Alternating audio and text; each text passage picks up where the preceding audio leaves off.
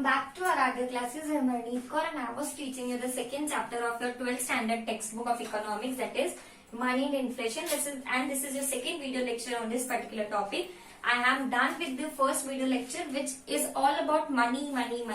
बाटा system क्या है, उसके लिमिटेशंस क्या है, मनी क्या है, मनी की कैरेक्टरिस्टिक्स क्या है, मनी की लिमिटेशंस क्या है, ये सब हमने वीडियो लेक्चर नंबर 1 में पढ़ा है. अगर आप लोगों ने नहीं देखा है so you can just go through from the first video lecture and then come to the second one. ओके, तो इस वीडियो लेक्चर में हम सिर्फ और सिर्फ इन्फ्लेशन की, जो कि नेक्स्ट टॉपिक है आपकी पूरी बुक का, इट्स हार्डली ऑफ 2 पेज, तो वो हम पढ़ेंगे. अच्छा, इन्फ्लेशन क्या है? जब जनरली हम बात करते हैं लेमैन लैंग्वेज में, हमारी रोज की लैंग्वेज में, तो इन्फ्लेशन है महंगाई बढ़ना. ठीक है, तो महंगाई बढ़ने को हम जनरली क्या बोलते हैं? Rise in price. तो जनरल भाषा में it is rise in price. ठीक है, एंड अगर हम इकोनॉमिक्स की भाषा में बात करते हैं तो इन्फ्लेशन का मतलब होता है excess demand over excess supply, कि मतलब जब डिमांड ज्यादा है और सप्लाई कम है. ठीक है, तो ये है इकोनॉमिक्स की लैंग्वेज में. बट हम आगे देखते हैं कि इन्फ्लेशन क्या होता है एज पर योर बुक. आपकी बुक में क्लियर कट दिया हुआ है कि when a situation of excess demand over supply is existing, तो उसको हम इन्फ्लेशन की लैंग्वेज बोलते हैं. नेक्स्ट आपके बुक में दिया है कैरेक्टरिस्टिक्स क्या है.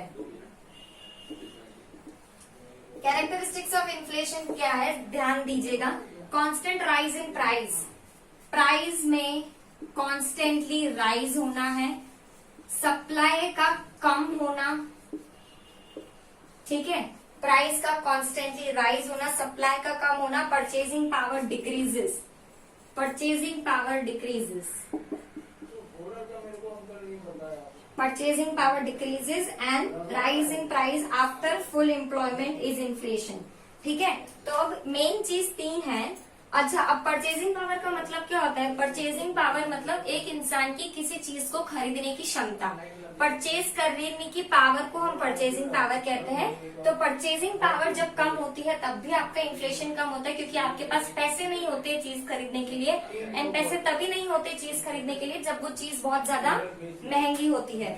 ठीक है, एंड कांस्टेंट राइज होता है प्राइस में, सप्लाई में कम होता है. तो ये आपके कुछ कैरेक्टरिस्टिक्स है. एंड और भी कुछ पॉइंट्स है, जैसे कि क्या है कि गवर्नमेंट. अच्छा, अब आप बोलोगे इन्फ्लेशन क्यों होता है, तो इन्फ्लेशन के होने का सबसे पहला रीजन है गवर्नमेंट की लॉज एंड सब्सिडीज पॉलिसीज. जो गवर्नमेंट के जो रूल्स एंड रेगुलेशन होते हैं, टैक्सेशन पॉलिसीज होती हैं, सब्सिडीज होती है, इन सब के कारण भी क्या होता है कि इन्फ्लेशन क्रिएट हो जाता है, प्राइस में बढ़ाव आ जाता है. दूसरा है if in an economy for a shorter period of time there is an increase in the price of the limited goods and services, then it is not inflation. ध्यान रखिएगा चीज को. ऐसा नहीं है कि अभी कोरोना वायरस के टाइम पे बहुत ज्यादा महंगाई बढ़ गई है, या बारिश के 2 महीने में बहुत ज्यादा महंगाई बढ़ जाती है, प्याज टमाटर आलू इन सब की प्राइस बढ़ जाती है, तो उस चीज को हम इन्फ्लेशन नहीं कहते हैं. इन्फ्लेशन का मतलब होता है तभी जब लॉन्ग टाइम के लिए प्राइस बढ़ रही है. अगर शॉर्ट टाइम के लिए प्राइस बढ़ती है तब हम उसको इन्फ्लेशन नहीं कहते हैं. ठीक है, next is when some factors of production are unemployed and there is a price rise, then products get an incentive to produce more, so economic activity get a boost and factors get employment.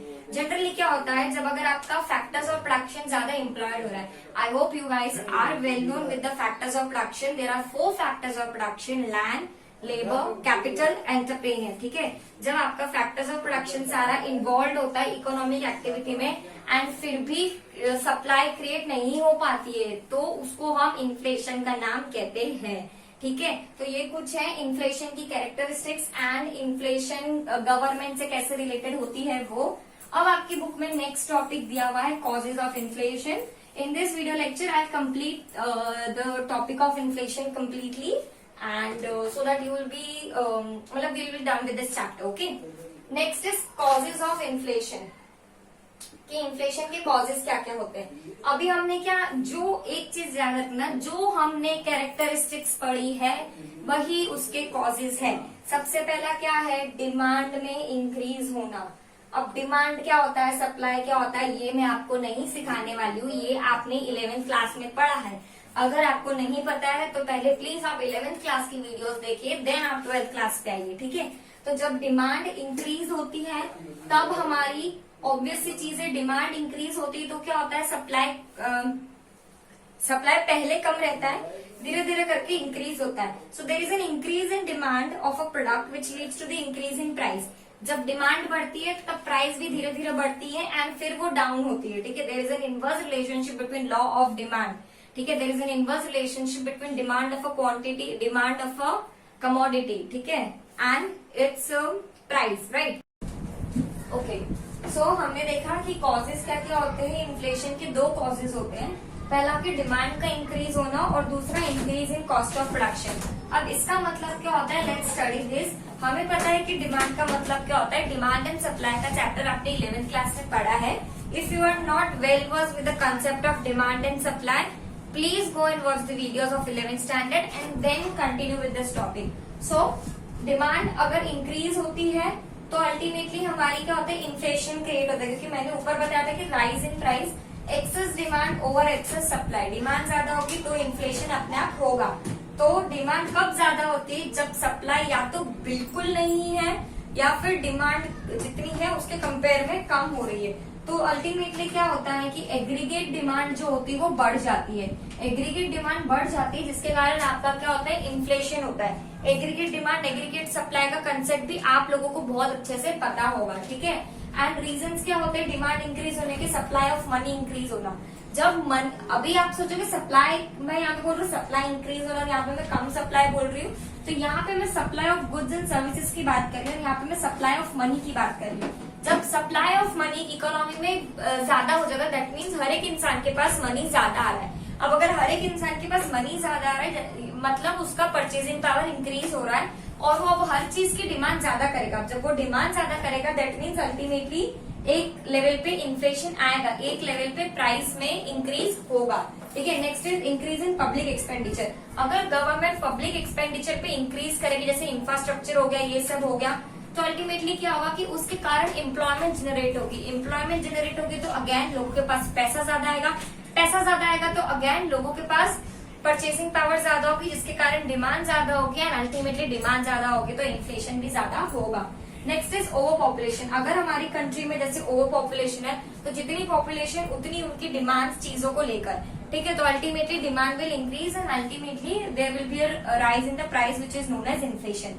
Second point is increase in cost of production. Increase in cost of production मतलब, increase in cost of production मतलब कि जितने भी cost of production जैसे labour है, capital है, ये सब जो हम लैंड है, ये सब जितने भी फैक्टर्स ऑफ प्रोडक्शन है, जब इनकी चीजें महंगी जाती है, रॉ मटेरियल्स महंगे हो जाते हैं तो अल्टीमेटली प्रोडक्शन महंगा होता है। प्रोडक्शन महंगा होता है सो चीजें महंगी होती है, महंगी होती है तो ultimately there is an inflation, ठीक है।